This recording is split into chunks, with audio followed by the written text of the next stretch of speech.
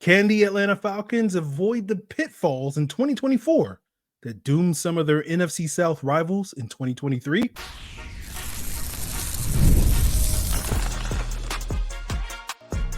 You are Locked On Falcons, your daily Atlanta Falcons podcast.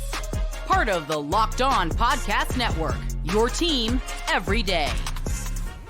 Welcome back, everyone, to another illustrious episode of the Locked On Falcons podcast, your daily Atlanta Falcons podcast, part of Locked On Sports Atlanta, your team every day. And today's episode is brought to you by FanDuel. Make every moment more. Right now, new customers get $150 in bonus bets with any winning $5 bet. That's $150. With any winning $5 bet, visit FanDuel.com/lockedon to get started. So, guys, you know me. I'm your very humble host, Aaron Freeman, a.k.a. Mr. Drew, a.k.a. Sirius Black, a.k.a. the Jolly Green Giant, a.k.a. the iron that sharpens the iron, a.k.a. the Falcons Prophet, a.k.a. Mr. a.k.a.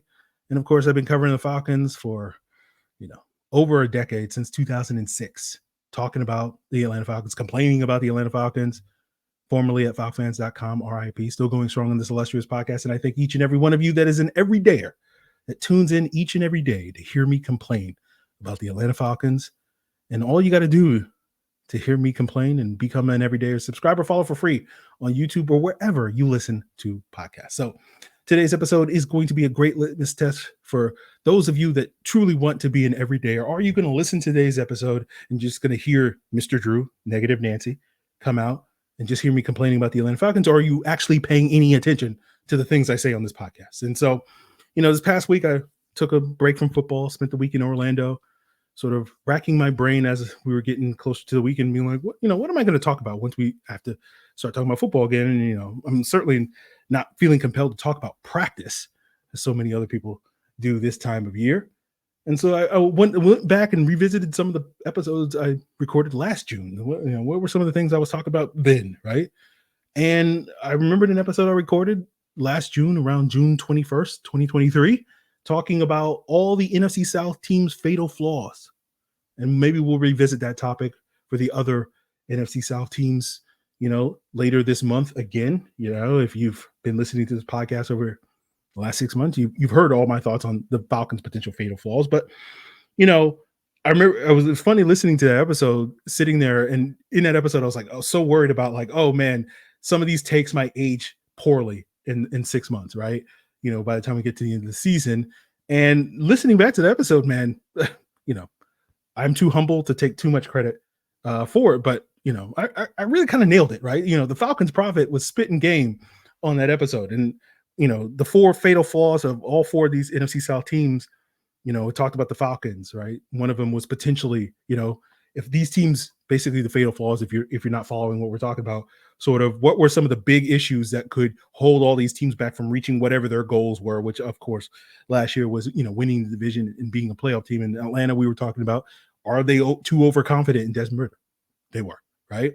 We talked about how they're young, they're relying on these young skill position players like Bijan and Drake and Kyle to sort of step up, and maybe those guys weren't ready. And at least last year, they didn't really do that, right? We talked about maybe some of their older players not having as much in the tank. We talked about David Onyemata and Calais Campbell, but in truth, it was Grady Jarrett that may have taken a step back rather than those two guys last year on that defensive line. We talked about the potential unprovenness of Ryan Nielsen, their new defensive coordinator. Nielsen did his job. But 3 out of the 4 ain't bad, right? And then we talked about the Saints. And we talked about, the Saints were counting on Derek Carr to be this big, massive upgrade at the quarterback position in year one. And we talked about how Derek Carr has a history of not meshing in year one of a new offense with a new play caller.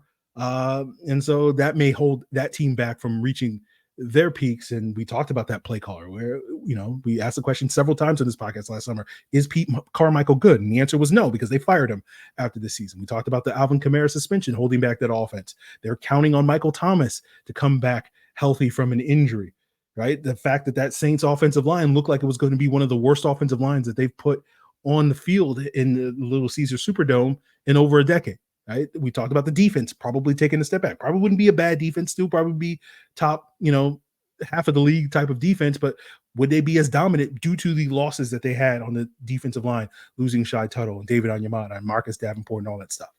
and Cam Jordan, being washed, as we all know he was.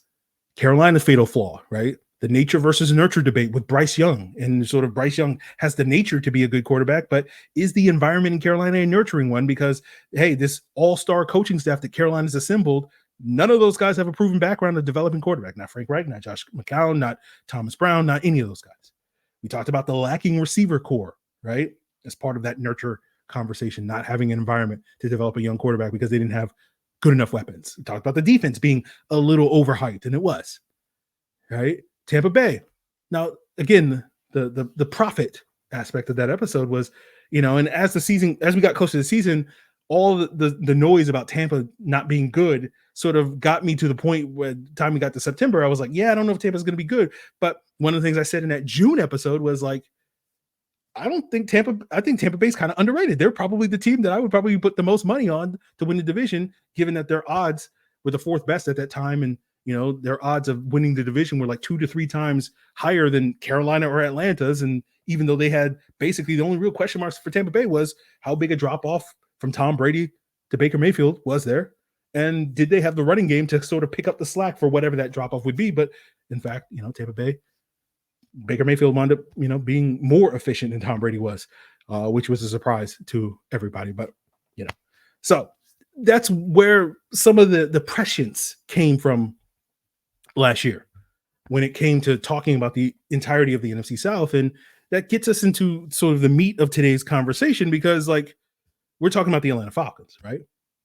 Right. We are talking about the Atlanta Falcons when we talk about a team that is the favorite to win the division this year, that spent big money on a quarterback this offseason, thinking that they were landing, one of the 10 to 12 best quarterbacks in the league, having a unproven play caller, having a big time pass catcher that's spent the last 2-3 years injured, right? And getting him back, and that being a big part of why this offense was going to take a big step, in addition to adding that quarterback, running it back with the same starting five offensive linemen, even though they had kind of a down year the previous year, but it's like, oh, they'll rebound, they'll bounce back.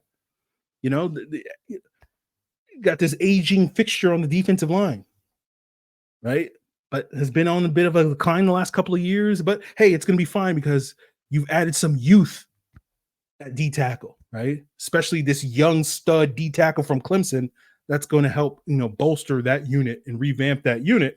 And so I sit here and I go, am I talking about the 2024 Falcons, or am I talking about the 2023 Saints? And there's a lot of parallels between those two teams. And what I want to get into the conversation on today is sort of, how do the Falcons avoid the pitfalls that befell the New Orleans Saints last year, right? Of, basically overpaying a mediocre quarterback that doesn't really move the needle as far forward for your football team as you thought they would by, getting your team back to the playoffs. And that's what we'll talk about as we continue today's Locked On Falcons. But first, guys, it is winner take all time in the NBA and NHL, and FanDuel is going to give you a shot to bring home a big win of your own. Right now, new customers get $150 in bonus bets with any winning $5 bet. That's $150 to bet on spreads, money lines, player props, and so much more. NBA, NHL, upcoming NFL season bets, over under. You want to bet on the upcoming NBA draft, who the Hawks taking at number 1. You can bet on Kirk Cousins. How many yards is he going to get? How many touchdowns is he going to throw? You can bet on the projected stats for Bijan Robinson and Kyle Pitts and Drake London, right? This core trio of young talent, right? It's all available for you at FanDuel.com/lockedon. So make every bet and every playoff shout count. FanDuel is America's #1 sportsbook.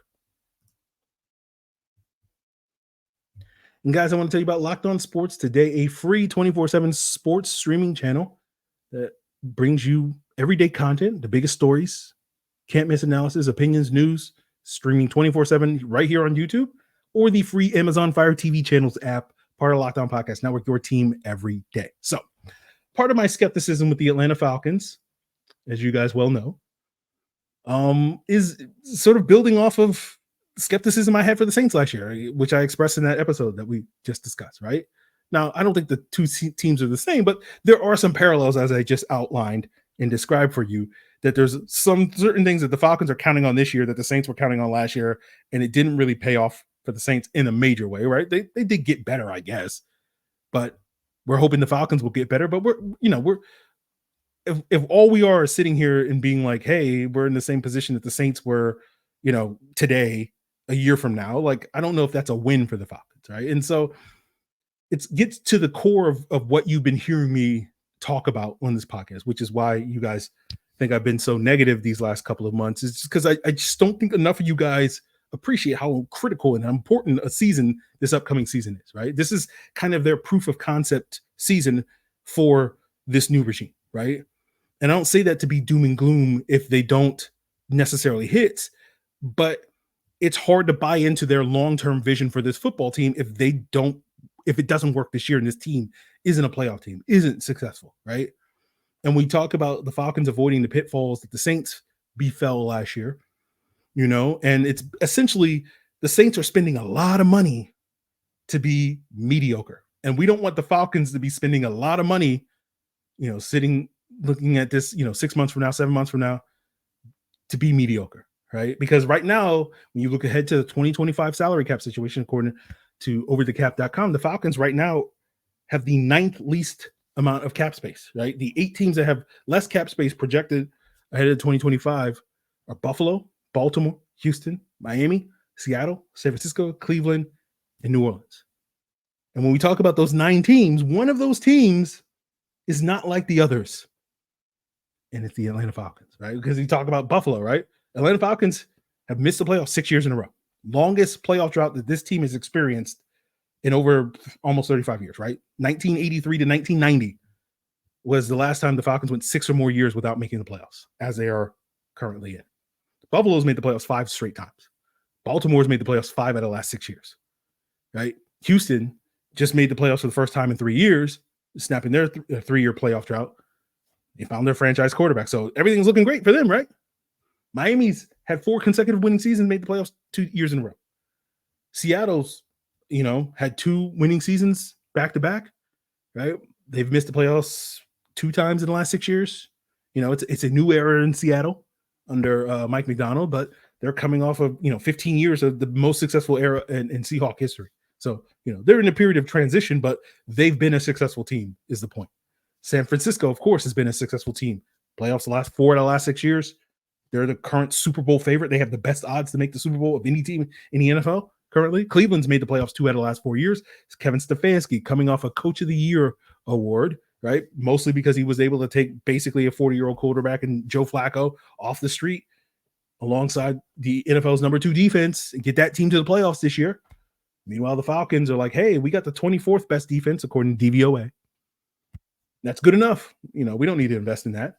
And that's why I sit here and I say one of these teams is not like the others. And again, you're sitting there going, well, the Saints aren't like the others, right? And you're right. The Saints aren't like those other teams that we just named. And the team that the Falcons most resemble of this 8-team group of teams that don't have a ton of cap space next year is the New Orleans Saints, who seem to be at a point in their era kind of content with being mediocre, I guess you could say. That's kind of what they've been in the 2 years under Dennis Allen in the post-Sean Payton era, right? But, hey, they did have a winning season last year. Shout out to that Week 18 win for them. They were able to get that. And so, theoretically, I guess you can say they're justified in running it back, I guess. And, with Derek Carr, they did get 2 more wins out of Derek Carr than they had under Jameis Winston and Andy Dalton the previous year. And then we talked about this in the last year's episode and, talked about how I thought their defense was going to take a step back. They did. They still were top 15, the 15th best defense in DVOA. So again, feels like it's a little bit more sensible for them to be complacent, if that's what we're calling them, which they are, than at least the Atlanta Falcons. But I bring up the cap situation because, if the Falcons don't make the playoffs, similar to the kind of the Saints situation where their cap situation is very ugly. Now, Falcons situation is not nearly as dire as the Saints situation from a cap standpoint, but it could get uglier from a cap standpoint because Kirk Cousins is set to count $40 million against next year's salary cap, 2025. And, estimates vary for what next year's the 2025 salary cap will be, but I think $275 million is a very realistic estimation and projection. And so $40 million would be about 14.5% of next year's salary cap. And that's basically the exact percentage that Matt Ryan made in terms of percentage in 2016 and 2017, coming off his MVP seasons when he counted 15 and 14% respectively in those years. Cap, Matt Ryan counted 14.6% in his final year in Atlanta in 2021, right? And if you're an everydayer of the podcast from back then, you know that one of the frequent statements I said on the pod back then was like, why are we paying for cable if we don't watch cable? Referring to why are we paying this premium for Matt Ryan when we're only getting mediocre results on the football field? What's the point of paying this premium for this? And again, it's not Matt Ryan's fault that the team was mediocre. Just like it's not going to be Kirk Cousins' fault if the team is mediocre this year. But the conversation we may be having 7 months from now, is going to be fascinating, tremendous, some might say, if the Falcons don't make the playoffs. And I'm not saying that they won't make the playoffs. I'm just saying we should prepare ourselves to have that conversation, right? Because they'll be entering after this season, year 5 of the Terry Fontenot era. And basically we're drawing parallels to year 1 of the Terry Fontenot era, going back to that 2021 Matt Ryan season. And I don't say these things, guys, to be negative. I say these things because it's a real conversation. It's real talk, right? We're not trying to sit here and blow smoke up your butt. Again, we don't kink shame here on the podcast, but if you're looking to get smoke blown up your butt about the situation here in Atlanta, there's the door, right? Locked On Falcons is not the place for you, right? We're here to have conversations today about things that we may or may not be talking about months from now, right? Rather than talking about practice, right? And so in 7 months, if the Falcons aren't in the playoffs, like what are the Falcons going to do at that point in time? That's why this year is so critical and so important, because, at that point in time, like given that they're not going to have a ton of cap space, they'll have some, but if this team is looking at another playoff-less season, there's going to be even more scrutiny, more pressure for this team to get back. And they can't do the same thing that they did this offseason and be like, it's fine. We just spend a bunch of money on Kirk Cousins and that'll solve all the problems. You're going to have to spend a bunch of money on other things other than Kirk Cousins next offseason if you don't make the playoffs. And how are you going to spend that money with Kirk Cousins, counting all this cap space? Do you have to restructure the contract like we saw, the Saints do this offseason, right? Who knows?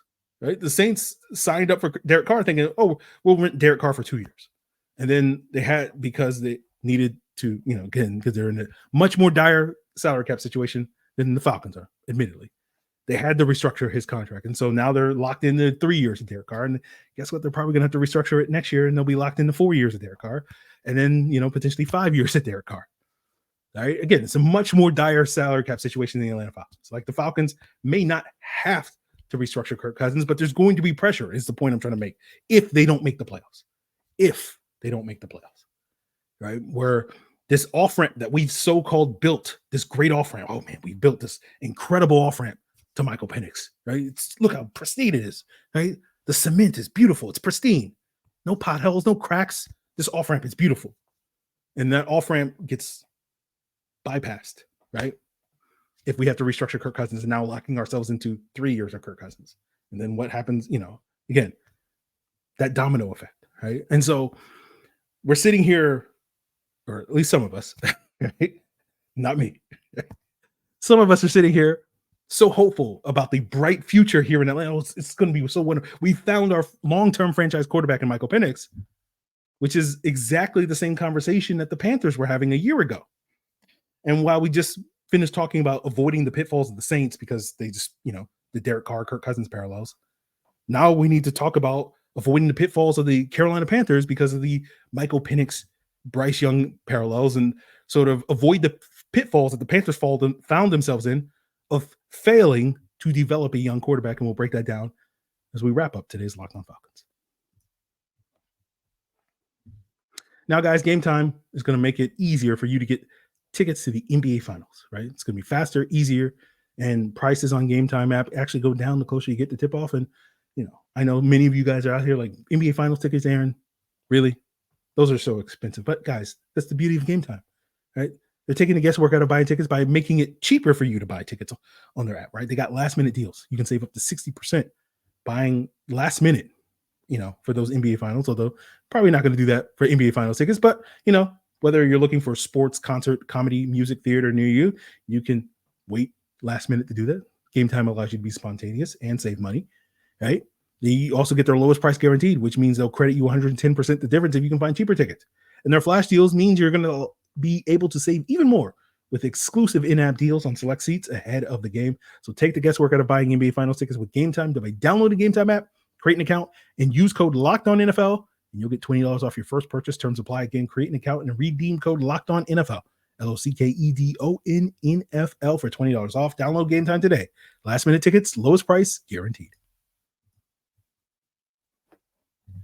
So I think tomorrow's episode, we will be talking about some of the potential breakout players. Like I do want to take a deeper look into Troy Anderson and Arnold Ebiketie and sort of their potential breakout success, right? We've mentioned them as, we've talked before about how the Falcons are kind of like got 10 young players that they've drafted over the last like 4 years that they're hoping are going to hit.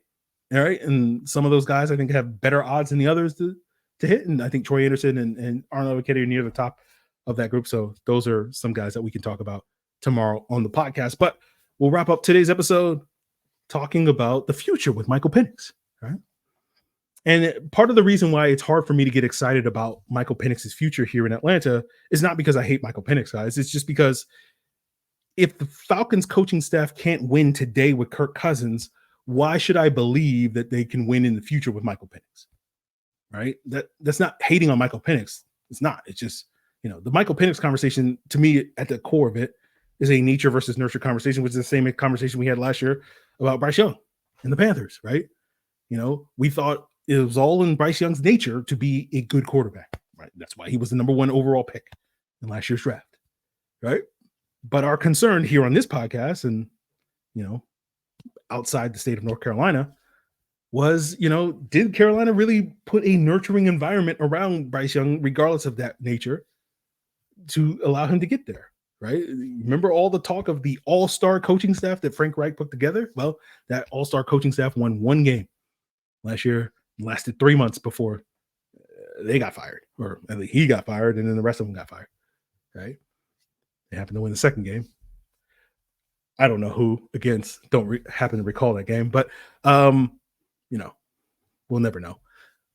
But those all-star coaches never were able to develop a young quarterback, right? That's one of the things we talked about last June, which is like none of these guys at this all-star coaching staff, Frank Reich, Josh McCown, Thomas Brown, etc., none of these guys have ever successfully developed a quarterback in the NFL, a young quarterback in the NFL, right? And we've mentioned before how you can have the same conversation about the people here in Atlanta, right? Raheem Morris, Zach Robinson, TJ Yates, Terry Fontenot. Put together their resumes, you're not going to see, hey, they successfully developed this Pro Bowl quarterback, this top 10 quarterback, this franchise quarterback in the past, right? Again, doesn't mean that they can't do it, right? There's a first time for everything, right? As they say, which is true. There is a first time. And maybe this is going to be the first time that those guys do it. But while everybody's hyped for the future, I'm sitting here worried about the present. And it's the same conversation that we were having 6 months ago about Ritter getting benched for the first time, right? If Arthur Smith can't get Desmond Ritter across the finish line, right, which by this podcast's measuring stick was like basically being the 19th best quarterback, right, which is all he needed to be in order for this team to be a playoff team. And I still stand on that assessment. I think it was an accurate statement then. I think it's an accurate statement now, even in hindsight. Why should Arthur Smith get another crack at another quarterback, a brand new quarterback, if he can't successfully develop Desmond Ritter? That's what we were having the first time Desmond Ritter got benched back in November, right? You remember that conversation here on the podcast? I know the everydayers do. And so it's the same conversation we're having potentially in the future with Michael Penix. Why should we buy into this current regime, Raheem Morris and company's vision of the future of this football team, or, in the future with whatever the quarterback is, right? Similar to why should we buy into Arthur Smith's vision of the future of this football team when that vision included Desmond Ritter as the future starting quarterback, right? And once you were sort of Photoshop Desmond Ritter out of that picture, that once promising picture, like you can't just simply say like, oh, it's still a very promising picture with this blank Desmond Ritter shaped hole in the middle of it, right?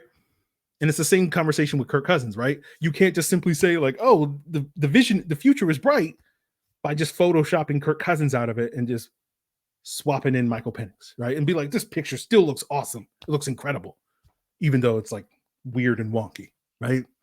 That's kind of the point I'm trying to make. And so there is no Michael Penix era in a nutshell. In a nutshell, there is no Michael Penix era if the Kirk Cousins era is a failure, right? And so people interpret me saying those things as hating on the Penix pick and wanting the Penix pick to fail. And it's like, it's not about the pick, guys. It's about understanding that basic notion of like, you need Kirk Cousins to succeed. You know, Kirk Cousins needs to walk so that Michael Penix can run, or Kirk Cousins needs to run on a bad Achilles in order for Michael Penix to fly, I guess is maybe a better way to put it.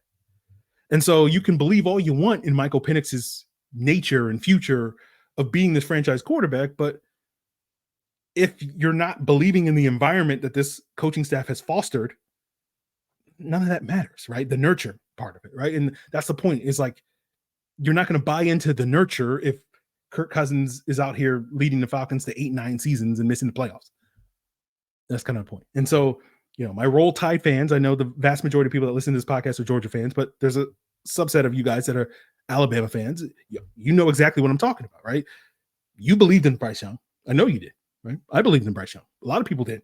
Why he was the consensus number one quarterback in last year's draft, right? But you can believe in the nature of the quarterback all you want, but if he goes to the wrong nurturing environment that doesn't nurture him, doesn't mean jack, right? And so now you're asking, in Carolina's situation, Dave Canales to be basically Sean McVay 2.0, right? Because you needed Dave Canales to do to Bryce Young what Sean McVay did to Jared Goff. Remember Jared Goff, right? Now the second highest paid quarterback in NFL history. He's come a long way in the last 8 years, right? Historically bad rookie season when Jeff Fisher was the head coach there. McVay walks in immediately, literally, they go from worst to first, right? Dead last in adjusted net yards per attempt in 2016, Jared Goff rookie season, one of the worst rookie seasons a quarterback has had in modern NFL history. Number one in adjusted net yards per passing attempt in 2017. Worst to first. Rams are in the Super Bowl in Jared Goff's third year in the NFL. Right? Do you think the reason why the Rams were successful in those years is because Jared Goff changed his nature? That Jared Goff was so productive because he was a completely different quarterback in years 2 and 3 than he was in year 1? No, guys, it's about nurture when it comes to young quarterbacks. Everybody focuses on the nature, but it's about nurture, right? That's why, like, you know, everybody's sitting here like, oh my God, CJ Stroud, he's incredible, right? You know, Jared Goff was like bottom 3 in terms of terribleness as a rookie quarterback in NFL history. You know, CJ Stroud, top 3 in terms of greatness as a rookie in NFL history. And it's not just purely because his nature, you know, CJ Stroud, that is, or you can insert Bryce Young into that conversation, is so much better than the rest of it, right? If you think it's about nature, again, no knock on CJ Stroud, who's a hell of a quarterback, but big part of it's the nurture, right? And so when we're talking about Zach Robinson here in Atlanta with Michael Penix, we're hoping he's going to be more Bobby Slowick, successful OC of the Houston Texans, than Thomas Brown, unsuccessful OC of the Carolina Panthers last year. And so, again, I don't say this stuff to be negative. I say this stuff because these are real conversations that real football fans, I shouldn't say real football fans, but people want to have about a real football team, not this fantasy team that you made up in your head, right? And so that's why, you know, 3 weeks ago on the podcast, I couldn't sit here and highly endorse Michael Penix's bright future here in Atlanta, not because I'm some hater that's butthurt about the draft pick, but simply because it entirely depends on how these next 2 seasons go. And those 2 seasons have to go according to plan, which means, you know, they have to be successful and the Falcons have to be a playoff team and all those various things, right? Without those things, like, you can't invest in Penix's future, this bright future, without that immediate return on Kirk Cousins, right, in the present. So the reason why we're having these conversations is not because, you know, I'll get labeled as Mr. Drew, but again, I think the everydayers know, you know, these are real conversations, right? You know, we're not talking about practice. So, you know, oh my God, did you see this guy against air in practice during OTAs? Oh my God, he's due for an incredible season. Like, no, let's talk about real things, right? Things that actually matter, not practice. Right? Shout out to my guy Allen Iverson, AI. Right? We're talking about practice, guys. You know, but you know, we're having these conversations because these are going to be real conversations come December, and you know, part of the whole, you know, shtick here on Locked On Falcons is we're having conversations today about things that other people are not going to have conversations weeks until months, possibly even years from now. Just like last year, we had a conversation about this, NFC South fatal flaws. And again, highly recommend you guys check out our episode. Holds up pretty well. But, like, okay, Aaron, what's the lesson from Tampa Bay? To me, the lesson I want to take from Tampa Bay is just not be complacent, right? There's a reason why Tampa Bay has, made the playoffs 4 consecutive years, unlike the rest of the division. Right? And I don't think that's because of, obviously Tom Brady was a big part of that. But, to me, that speaks to their lack of complacency. Like, were they content with a 7-win season and like a 12-year playoff drought or whatever it was up to that point before they signed Tom Brady? No, they weren't. Right? But to me, the other signal of their lack of complacency was like, hey, they had the best wide receiver duo in the NFL in Mike Evans and Chris Godwin. Did that stop them from going out there and getting Antonio Brown and Russell Gage and Julio Jones and trying to build an even better wide receiver core? No, it didn't. Now, of course, you're going to reply and say, well, those moves didn't really make out. And like they didn't build them. But again, to me, that's the underlying reason why it's not about one move. It's never about one move when it comes to football. It's the ultimate team sport. Right? It takes 11 guys, 22 guys, 53 guys, 66 guys, counting the practice squad, or whatever the math is, plus the 25 coaches, right? It takes all 90, I guess the math says, to build a successful team. And like, again, that to me is what Tampa Bay has done, right? And why they're successful, because they're not sitting around resting on their laurels being like, hey, we've missed the playoffs 6 years in a row. That's fine. We'll just make one move and that will solve all our problems. But as I say, it ain't about one move. So we'll see. We'll see what happens, guys. Again, these are why we're having these conversations, not out of sheer negativity. It's just like these are real conversations. That's all I wanted to get across on today's episode. We'll see what we get across on tomorrow's episode, talking potentially more about Troy Anderson, Arnold Ketty, and somebody else who, is a great bet, especially on this young defense to make a big leap this year. Who are some of those guys that are some of those good bets there. So that will be potentially something we explore on tomorrow's episode. Please tune in. All you got to do is subscribe. Give us a like while you do. Let's try to get to 11,000 followers between now and the start of training camp. And then hopefully we'll try to get to 12,000 before the start of the season. We got to set these goals, right? So please hit that like and subscribe. We'll be back with more for your first listen.